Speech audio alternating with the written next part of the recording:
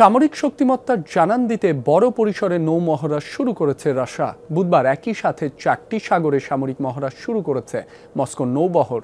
অংশ নেয় 150-র বেশি নৌবাহিনী জাহাজ, 120-টির বেশি সামরিক বিমান সহ 15,000-এর বেশি সেনা সদস্য। মস্কো নিয়মিত মহড়া দাবি করলেও এই সামরিক মহড়াকে ঘিরে কপালে চিন্তার ভাঁজ পড়েছে নেটো দেশগুলোর নেতাদের। জেনেক্সে শিফট করো, লাইফকে লিফট করো।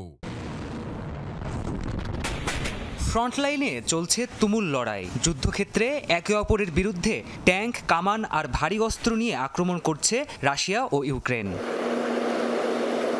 এ অবস্থাতে সাম্প্রতিক বছরগুলোর মধ্যে সবচেয়ে বড় নৌমহড়া শুরু করেছে মস্কো। একসাথে আর্কটিক থেকে শুরু করে বাল্টিক, প্রশান্ত ও ক্যাসপিয়ান সাগরে চলছে বড় পরিসরের এই সামরিক শক্তি প্রদর্শন। বিশেষ এই নৌমহড়ার নাম রাখা হয়েছে জুলাই স্টর্ম, যাতে অংশ নিচ্ছে সাবমেরিন আর ডিস্ট্রয়ার সহ মোট 150-র বেশি সামরিক নৌযান। অংশ নিচ্ছে কমপক্ষে 120-টির বেশি সামরিক বিমান, 10টি মিসাইল সিস্টেম এবং 15,000-এর বেশি সেনা সদস্য।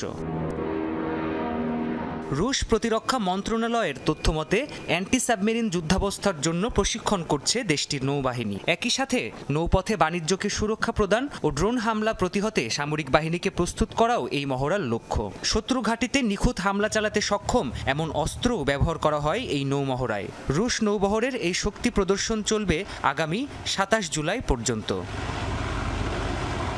রাশিয়ার পক্ষ থেকে এটিকে দেশটির নিয়মিত নৌমহড়া বলা হলেও এ বিষয়ে উদ্বেগ প্রকাশ করেছে ন্যাটো জোটের দেশগুলো।